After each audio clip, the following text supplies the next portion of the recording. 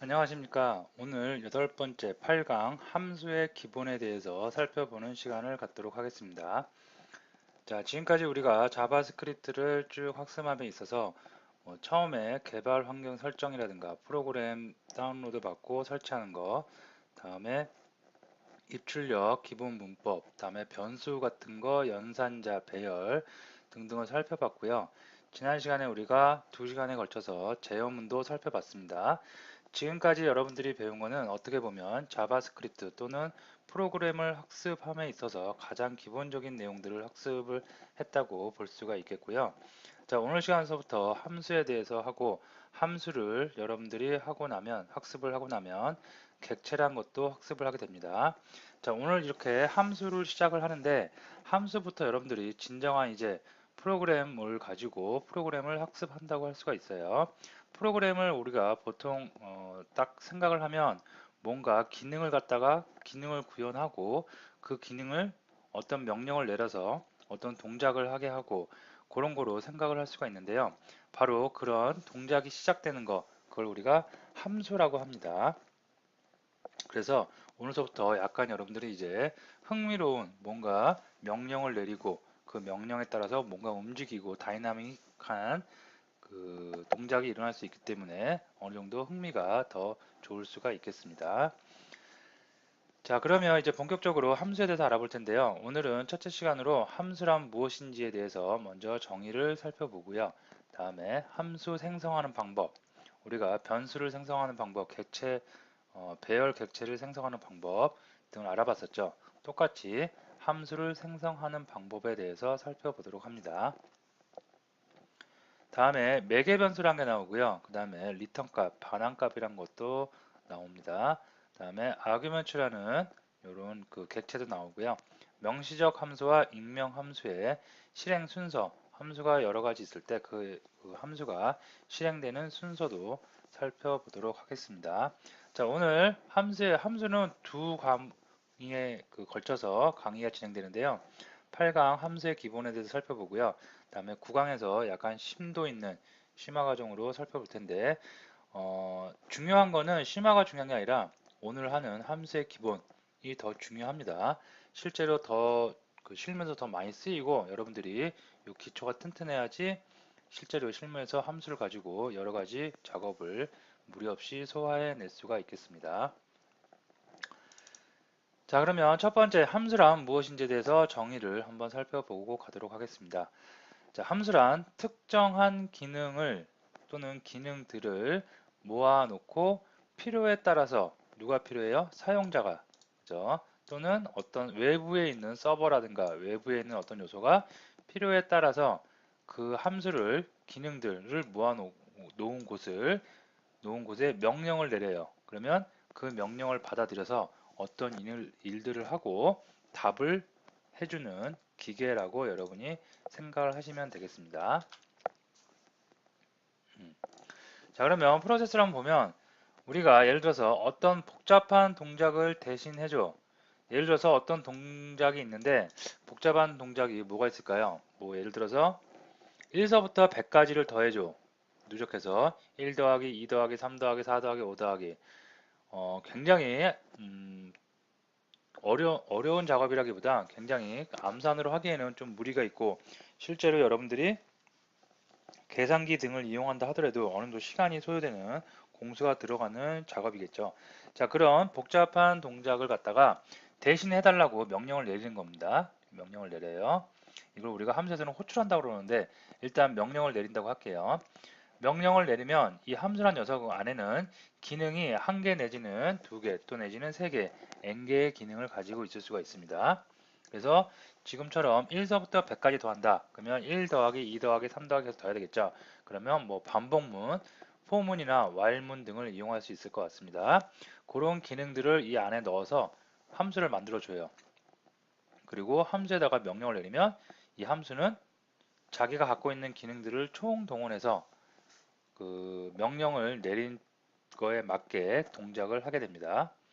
자, 동작이 다 끝나고 나면 다시 피드백을 줍니다. 답을 줘요. 답을 줘서 예를 들어서 1서부터 100까지 더한 숫자를 준다던가 아니면 작업이 다 종료됐다고 종료되는 알람을 준다든가 어떠한 원하는 답을 내릴 수가 있겠습니다. 자, 그러고 나서 사용자는 여기서 끝나고 답을 가지고 끝나고 나서 나중에 추후에 또 작업이 또 필요해요. 예를 들어서 100까지 더하는 숫자가 또 필요한다든가 아니면 이번엔 100이 아니라 1000까지에 더하는 숫자가 필요한다든가 그런 작업이 필요할 때 이 함수를 또 재활용하는 겁니다. 한 번 쓰고 버리는 게 아니라 영원히 언제든지 호출해서 반복적으로 쓸 수 있습니다. 이게 바로 함수인 거죠. 그래서 간단하게 생각하면 어떤 기능들을 쫙 모아놔요. 필요에 따라서 필요한 기능들을 모아놓고 그거를 재활용해서 계속해서 호출해서 사용할 수 있다라고 생각을 하시면 되겠습니다. 자, 함수는 크게 두 가지로 우리가 나누어 볼 수 있어요. 자바스크립트의 어떻게 보면 특징인데요. 함수를 이렇게 함수를 생성하는 모양에 따라서 두 가지로 나눠 볼 수가 있겠습니다. 한 가지는 우리가 명시적 함수 또는 선언적 함수라고 합니다. 뭘 명시하고 뭘 선언하냐면 함수 이름을 이렇게 명시를 해줘요. 함수를 만들 때 예를 들어서 어떤 함수가 있는데 너는 이름이 A야, 너는 B야, 너는 C야. 때로는 너는 홍길동이야, 너는 뭐 이문세야, 너는 그 박찬호야 이렇게 함수의 이름을 달아주는 겁니다. 그래서 이름을 달아준다고 해서 명시적 또는 선언한다고 해서 이름을 선언한다고 해서 선언적 함수라고 합니다. 자, 그리고 형태는 어떻게 되어 있냐면 펑션이란 거, 함수라는 거를 이렇게 키워드를 먼저 써주고요. 우리가 변수를 만들 때는 바 키워드를 썼었죠. 그것처럼 함수를 만들 때는 펑션이라는 키워드를 써줍니다. 다음에 명시적 함수이기 때문에 함수의 이름을 써주고요. 다음에 가로를 치고 다음에 이 함수가 할 수 있는 기능들을 실행문으로 쭉 나열을 해주면 되겠습니다. 그래서 명시적 함수는 함수의 이름이 있고요. 호출할 때는 이 함수 기능, 이 기능을 갖다 일을 시킬 때는 어떻게 하냐면 함수 이름을 써주고 그 다음에 가로를 이렇게 쳐주면 이 함수, 만들어져 있는 함수한테 명령을 전달하는 것이라고 생각하시면 되겠습니다. 그래서 여기가 함수 정의 선언부라고 생각하시면 되고요. 그 다음에 이쪽이 어떻게 실제로 함수를 사용하는 호출부라고 생각하시면 되겠습니다. 함수 선언은 이런 펑션 함수 이름으로 하고요. 호출할 때는 함수 이름과 가로를 이용해서 여러분이 할 수가 있겠습니다. 자, 그 다음에 이렇게 명시적 함수 이름을 달아서 이렇게 명시적 또는 선언적으로 함수를 만들 수도 있지만 익명 함수 있어요. 익명이 뭐예요? 사람 이름이 없는 거죠. 저기 사람 이름에 이름이 없는 것을 우리가 익명이라고 그러죠. 그래서 함수에 이름이 없는 거예요. 함수를 만들긴 만드는데 함수에 이름이 없어요. 자, 보시면 자, 어디서 뭔가 봤었죠. 우리가 변수를 만들 때 사용하는 키워드였습니다. 그래서 변수 이름을 정의를 해요. 여기까지만 보면 뭐예요? 우리가 앞에서 배웠던 변수를 만드는 방법이죠. 자, 여기다가 할당 연산자를 써주고 여기다가 우리가 자료용을 써줬어요. 자료용에는 여러분들이 잘 생각해 보시면 자료용이 뭐가 있었어요? 숫자가 있을 수 있고요. 문자열이 있을 수 있고요. 다음에 불리언이 있을 수 있고요. 다음에 함수가 있을 수 있다고 그랬습니다. 다음에 객체가 있을 수 있고 다음에 undefined가 있을 수 있다고 그랬죠. 그죠? 이렇게 있을 수 있다고 그랬죠. 자, 그래서 이 앞에 우리가 숫자, 문자열, 불리언을 알아봤는데 오늘 배운 게 이제 함수예요. 그래서 이렇게 변수를 만들어 놓고 이 변수에 할당할 수 있는 함수를 만들어서 할당을 하는 겁니다. 자, 이렇게 함수를 만들어서 할당할 때 함수니까 당연히 이렇게 펑션이란 키워드가 붙어 있습니다. 그리고 얘는 익명이기 때문에 어떻게 여기에 함수 이름이 있어요, 없어요? 네, 없는 거죠. 함수 이름이 없습니다. 그래서 이렇게 변수명을 만들어 놓고 이 변수명에다가 이름이 없는 함수를 넣는다, 할당한다. 그래서 우리가 이걸 갖다가 익명 함수, 영어로는 어노니머스 함수라고 우리가 칭하고 있습니다. 자, 함수 이름이 없다. 이름이 없기 때문에 이름이 없으면 나중에 얘를 호출할 수가 없겠죠. 그죠? 호출할 때 얘는 명시적 함수에서는 이름이 있기 때문에 이름을 이용해서 이렇게 호출을 합니다. 우리 사람은 다 이름이 있죠. 영희, 명희, 철수, 다 명수, 철수 다 있죠. 그것처럼 이름이 있기 때문에 부르고 싶을 때 사람, 해당하는 사람의 이름을 호출을 하면 되는데 이거 같은 경우에는 함수에 이름이 없어요. 그렇기 때문에 변수에 담은 거고요. 변수에 담아서 호출할 때 변수 이름을 가지고 우리가 호출을 할 수가 있습니다. 예. 자, 정리를 해두세요. 명시적 함수, 함수에는 생성하는 방법에 따라서 명시적 함수와 익명 함수가 있다. 명시적 함수는 펑션이라는 키워드를 써주고 다음에 함수의 이름을 써줌으로써 명시적으로 함수를 생성한다. 반면에 익명 함수는 펑션이라는 키워드를 써주는 건 똑같은데 그 함수의 이름이 없다. 그렇기 때문에 호출을 나중에 호출부에서 호출을 할 수 없기 때문에 얘를 변수에 담아서 만들고 생성을 하고 이렇게 만들어진 익명 함수는 나중에 호출할 때 변수 이름을 이용해서 호출한다 라고 정리를 하시면 되겠습니다. 자, 예제를 한번 보고 갈까요? 자, 보시면 여기 이제 함수 생성에 대해서 명시적 함수가 있고 그 다음에 익명 함수가 있습니다. 이렇게. 자, 명시적 함수는 펑션 키워드 쓰고 그 함수의 이름을 적어준다고 그랬어요. 자, 익명 함수는 어떻게 해요? 변수 를 하나 만들어 놓고 그 변수에다가 이름이 없는 함수를 만들어서 이렇게 대입, 할당을 해주면 된다고 그랬습니다. 자, 그리고 호출을 할 때는 어떻게 해요? 명시적 함수는 함수의 이름을 이용해서 호출을 하고요. 익명 함수는 이름이 없기 때문에 변수의 이름을 이용해서 함수를 호출할 수가 있겠습니다. 자, 실제로 콘솔로 이렇게 출력을 해보면 이 함수들이 갖고 있는 게 코드가 출력이 될 수가 있어요. 이거 한번 실행을 시켜보고 갈까요? 자, 보시면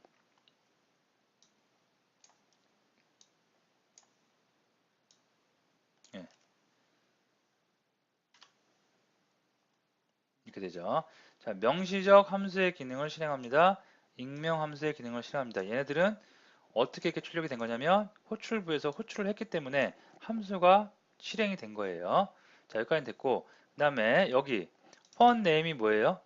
명시적 함수의 이름이죠. 이거를 여기다 써주면 가로를 안 쳤기 때문에 실행이 아니고요. 여기서 말하는 가로는 함수를 실행시키라는 명령이에요. 자, 반면에 얘는 가로가 없죠. 가로가 없고 함수의 이름만 있습니다. 그러면 출력을 뭘 해주냐면 이렇게 함수 자체의 코드를 이렇게 출력을 해줄 수가 있겠습니다. 자, 반면에 다음 줄을 보면 함수를 호출하고 있어요. 명시적 함수를 호출하고 있는데 명시적 함수를 호출하고 나서 이렇게 실행을 시키고 있습니다. 자, 그리고 콘솔을 찍으면 어떠한 결과가 나타나는지 봅니다. 자, 이 함수를 일단 실행을 시켰죠. 호출해서. 그러니까 이쪽으로 와서 이 함수가 실행이 될 것입니다. 그러면서 얘를 실행을 되니까 이쪽 명령에 실행이 돼서 콘솔 창에 명시적 함수의 기능을 실행합니다라는 문구가 찍힐 거예요. 그게 여기입니다.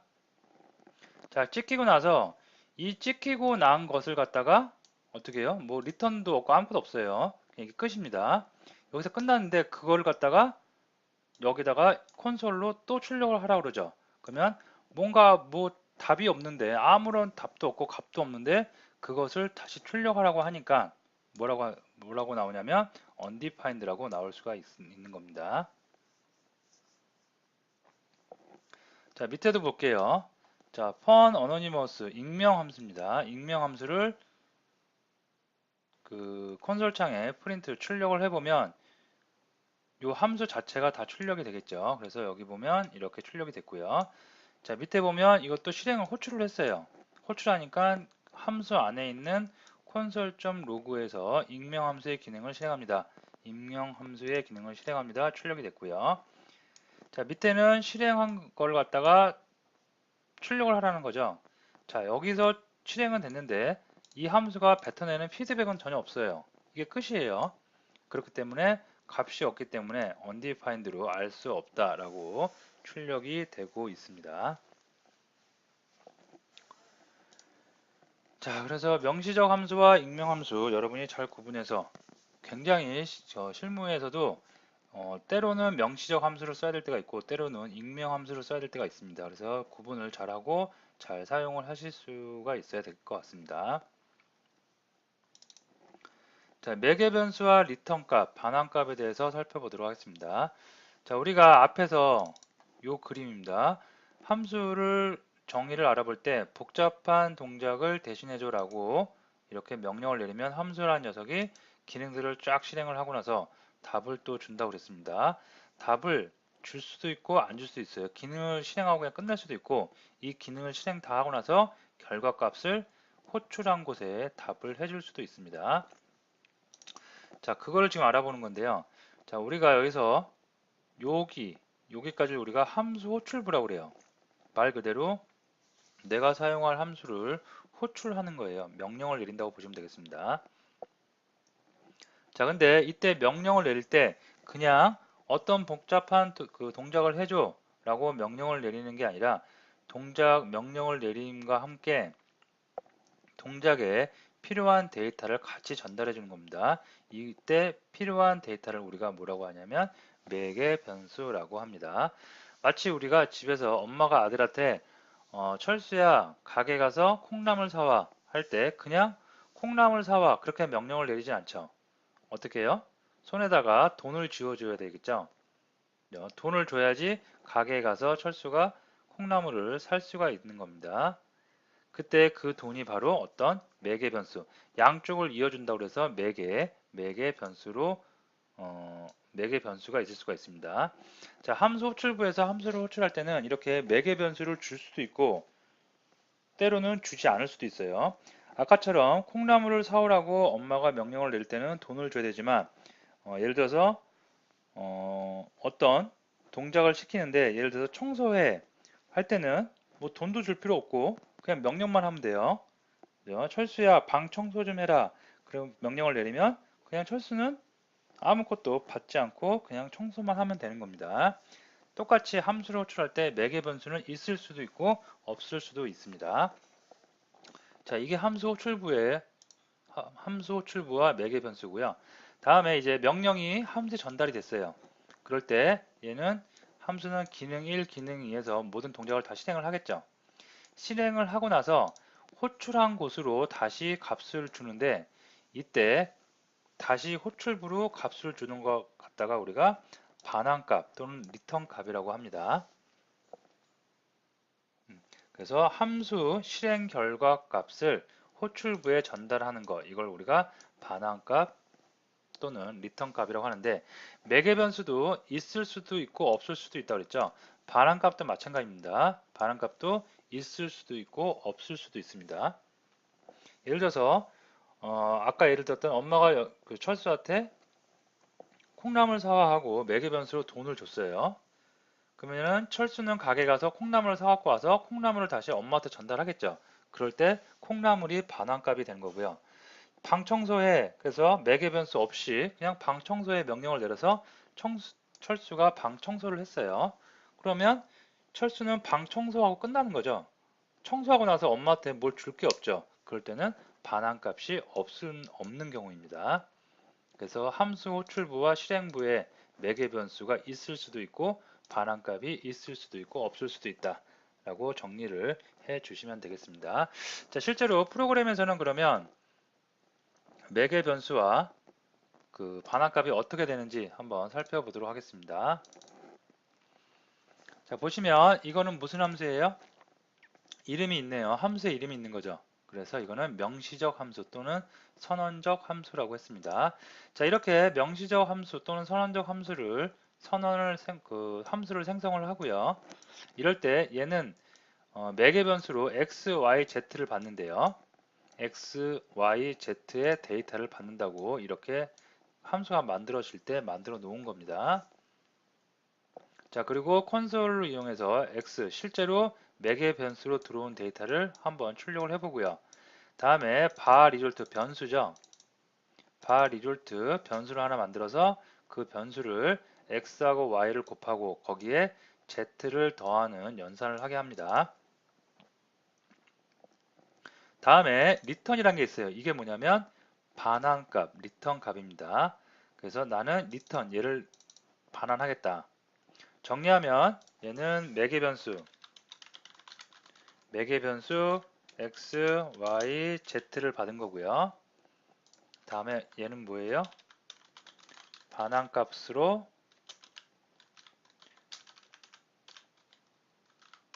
result 값을 반환, return 해 줄 수가 있는 함수입니다. 자, 여기서 참고적으로 한 가지 더 말씀드리면 우리가 여기서 이렇게 변수를 선언했죠. 그죠? 이걸 우리가 뭐라고 그러냐면 지역 변수라고 그래요. 변수의 두 종류가 있는데요. 지역 변수와 전역 변수라는 게 있습니다. 자, 반면에 요 밑에 보시면 bar result 0 이렇게 나오죠. 얘는 뭐냐면 전역 변수라고 그래요. 요거. 자, 이게 무슨 얘기냐면 이렇게 함수 안에 들어있지 않은 바깥쪽에 있는 변수는 전역 변수여가지고 얘는 어디서든지 다 쓸 수가 있어요. 이 bar 리조트를 쓰고 싶은 곳이 있으면 이 함수 안에서도 쓸 수가 있고요. 바깥쪽, 함수 바깥쪽에서도 쓸 수가 있습니다. 그래서 전역적으로 다 쓰인다고 해서 전역 변수고요. 자, 반면에 함수 안에서 이렇게 선언된, 만들어진 변수는 지역 변수, 이 함수 안에서만 우리가 쓸 수가 있습니다. 그래서 지역 변수와 전역 변수, 함수 바깥쪽에서 리졸트를 사용하기 위해서 뭔가 작업을 한다. 그러면 에러가 발생하겠죠. 찾지를 못하는 거예요. 지역 변수는 함수 안에서만 쓰이는 변수다 라고 정리를 하시면 되겠습니다. 자, 다시 함수 얘기로 돌아와서 이렇게 이제 함수를 만들어 놨어요. 함수를 만들어 놓고 bar result라는 변수를 하나 만들어 놓고 bar result는 펑션을 호출하고 있네요. fun name 호출하고 있습니다. 호출하고 매개 변수로 2, 3, 4를 주고 있어요. 자, 그러면서 리턴 값이 있겠죠. 리졸트가 여기 바 리졸트로 할당 연산자를 이용해서 리턴 값이 할당되고 있습니다. 그러면 여기에 그리고 나서 콘솔 창에 출력을 해보면 리졸트 값은 2, 3, 4가 들어가서 x, y, z가 2, 3은 6, 6 플러스 4가 되니까 어떻게 돼? 10이 리턴 될 수가 있겠습니다. 아시겠죠? 자, 2, 3, 4, 5로 이렇게 한번 해보면 어떻게 될까요? 자, 분명히 얘는 함수가 3개, 매개 변수를 3개 받는다고 되어 있어요. 근데 이상하게 호출할 때 2, 3, 4, 5, 4개를 던졌네요. 이러면 어떻게 될까요? 자, 결과 화면을 한번 볼까요?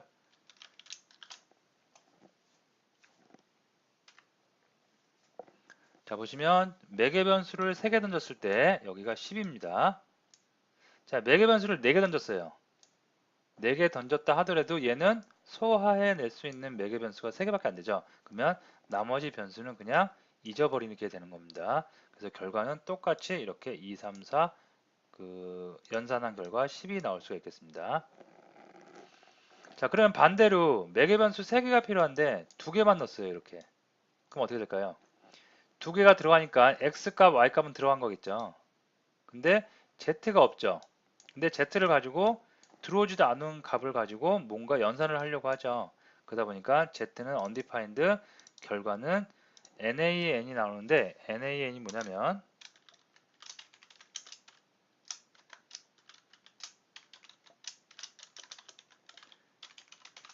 not a number의 약자예요. 즉 어떤 매개 변수가 안 들어왔기 때문에 숫자도 아니고 문자도 아니고 알 수가 없는 거죠. 그래서 그거를 가지고 다시 또 연산을 하려고 하다 보니까 여기 결과가 숫자가 아닌 넘버다. 넘버가 아닌 뭔가가 들어왔다라고 nan을 출력하고 있습니다. 자, 그래서 함수의 정의 그리고 함수를 만들 때 생성하는 방법 2가지 명시적과 익명함수가 있고 만들 때 매개 변수로 값을 전달할 수 있고 리턴 값을 받을 수도 있고 안 받을 수도 있다 라고 정리를 해 주시면 되겠습니다. 자, 그 다음에 또 계속해서 알아볼게요. 자, arguments라는 게 나오는데요. 자, 아규먼트는 객체입니다. 우리가 객체에 대해서 아직 안 배웠는데 일단 객체라고 알아두시고요. 객체인데 이게 뭘 하는 녀석이냐면 자, 매개 변수를 데이터로 하는 배열 객체. 말이 어렵죠. 여기서 요 말을 좀 빼면 아직 안 배운 거기 때문에 조금 여러분들한테 이제 와닿을 수 있을 거예요. 매개 변수를 데이터로 하는 배열. 더 줄여보면 매개 변수를 이용한 배열. 예, 이러면 좀 더 쉽게 다가올 수가 있을 겁니다. 자, 이게 무슨 얘기냐면 여기 명시적 함수가 있어요. 펑션에 함수 이름을 정했으니까. 그리고 매개 변수 1, 2 해갖고 내가 원하는 만큼 또는 필요 없을 때는 아예 매개 변수를 필요 없이 안 넣기도 하죠. 이렇게 해서 함수를 생성시켰는데 이렇게 함수를 생성시키고 나서 아규먼트, 함수 안에는 기본적으로 아규먼트라는 객체가 존재를 해요. 그래서 아규먼트, 객체가 생성되는데 이 객체는 뭘 담고 있냐면 내가 넣은 데이터, 매개 변수로 전달한 데이터들 있죠. 그 데이터들을 배열로 관리를 하고 있는 객체입니다. 그래서 아규먼트는 뭐가 들어있다? 내가 호출부에서 던진 데이터들을 가지고 만든 배열이 들어있다라고 생각을 하시면 되겠죠. 그래서 네, 여기 다시 와서 그래서 코드를 잠깐 볼까요? 여기 보시면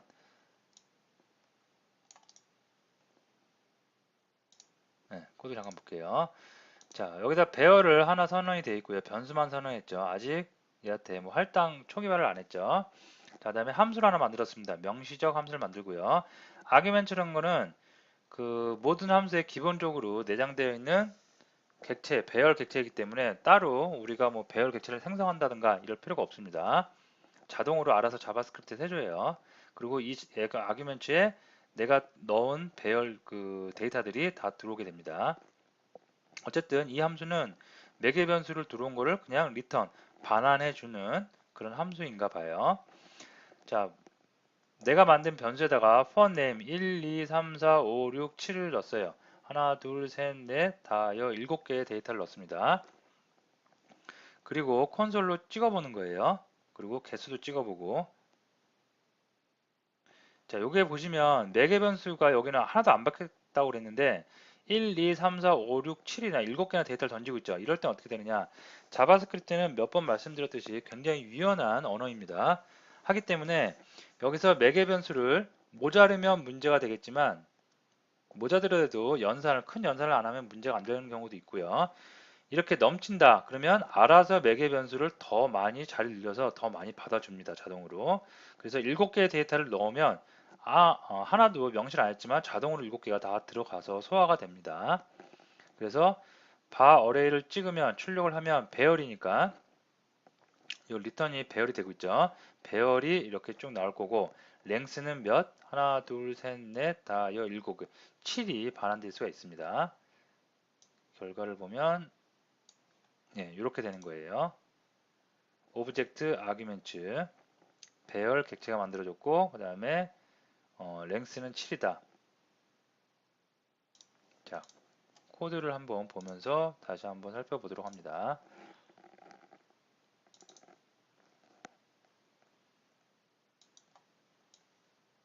네, 여기 있어요. 자, 함수에다가 매개 변수를 던졌습니다.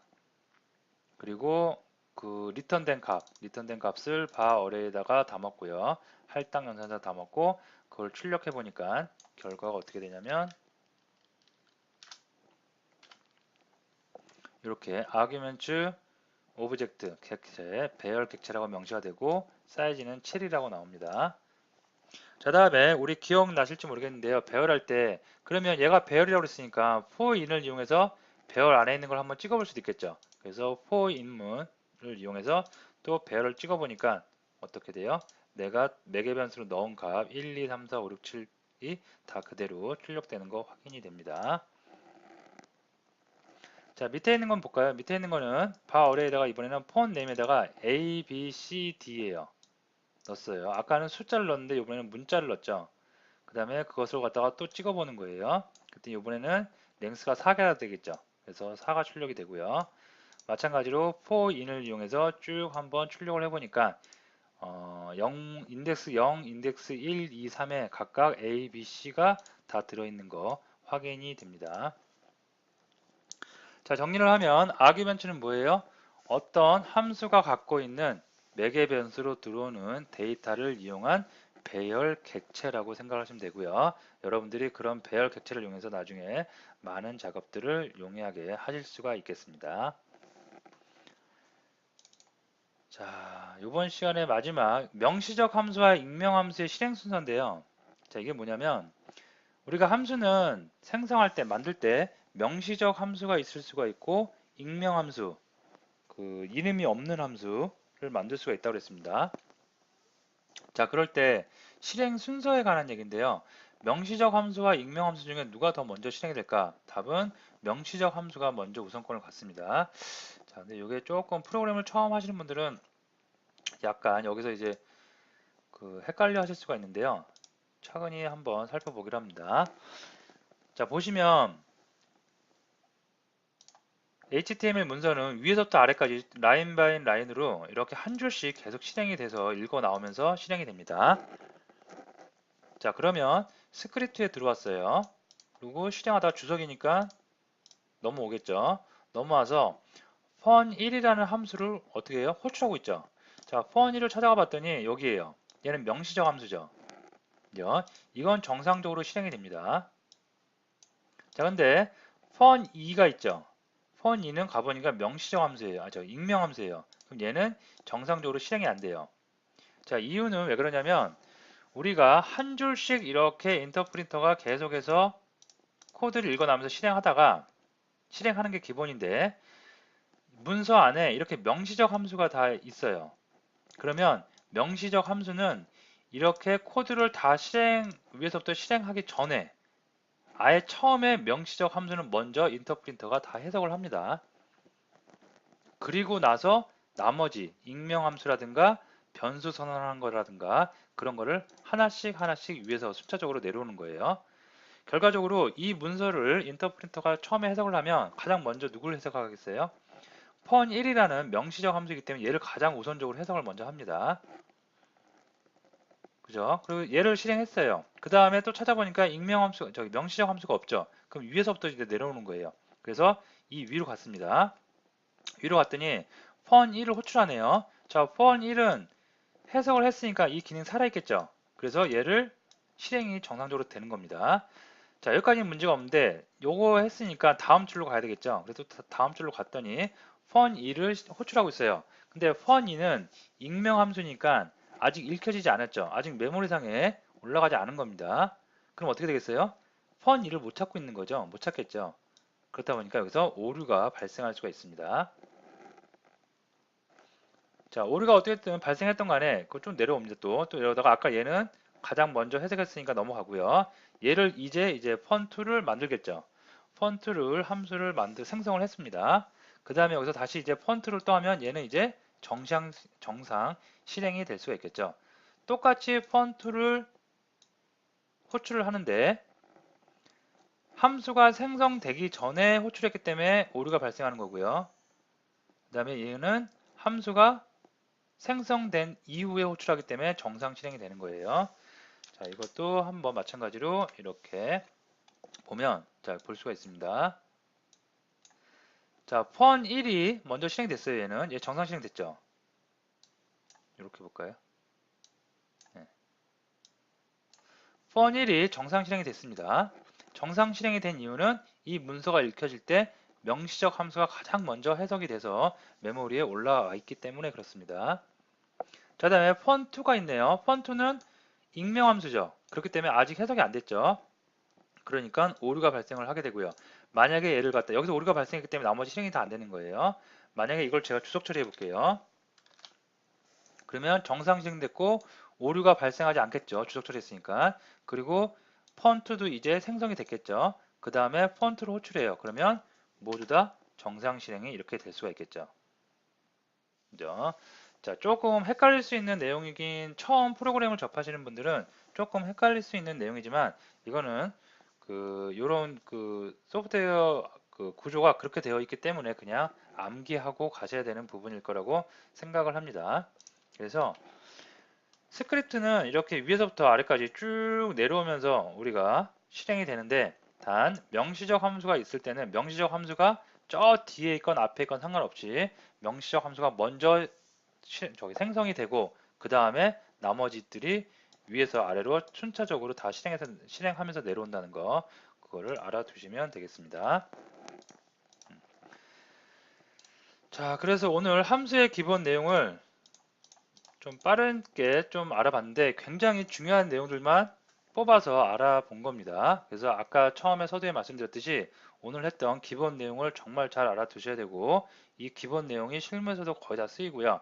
이 기본 내용을 잘 알아두셔야지 다음에 다른 내용들, 객체에 가서도 함수를 이용합니다. 그런 내용도 여러분이 무리 없이 소화해낼 수가 있습니다.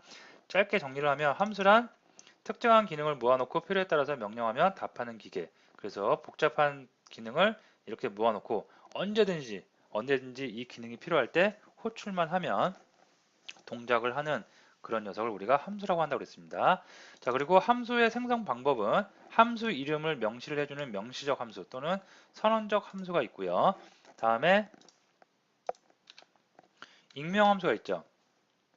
익명 함수, 함수의 이름이 없이 펑션이라는 키워드만 가지고 만드는 함수가 있습니다. 이름이 없기 때문에 나중에 재활용하기 위해서, 호출하기 위해서 어떻게 변수를 하나 만들어주고 변수에 할당을 해준다고 했습니다. 그래서 함수는 생성하는 방법에 따라서 명시적 함수와 익명 함수가 있다는 거 알아두시고요.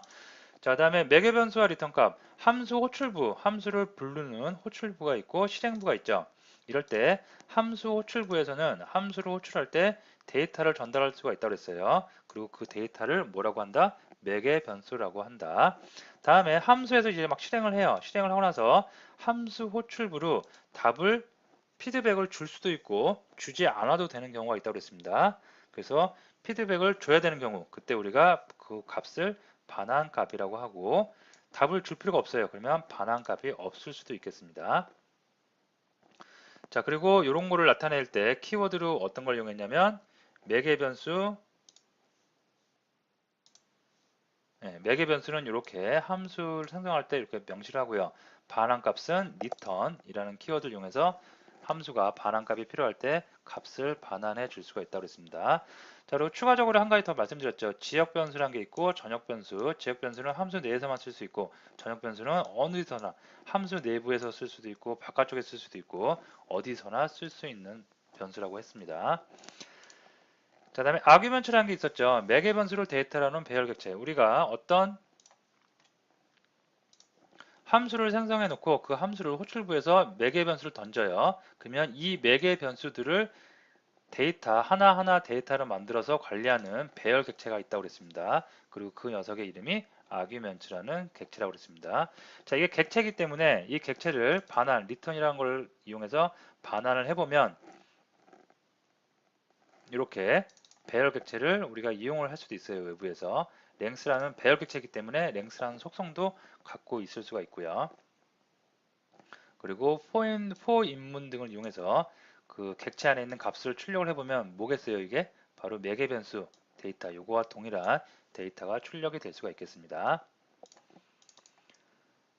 자, 명시적 함수와 익명 함수의 실행 순서가 나오는데 명시적 함수가 가장 으뜸이죠. 그래서 문서 중에서 쭉 내려오면서 해석을 하는데, 이때 명시적 함수가 문서에 있다. 그러면 명시적 함수를 가장 먼저 실행을 하고 그 다음에 순차적으로 한 줄씩 내려오면서 실행을 한다고 했습니다. 그래서 명시적 함수가 가장 먼저 생성된다는 거, 그거를 알아두시면 되겠습니다.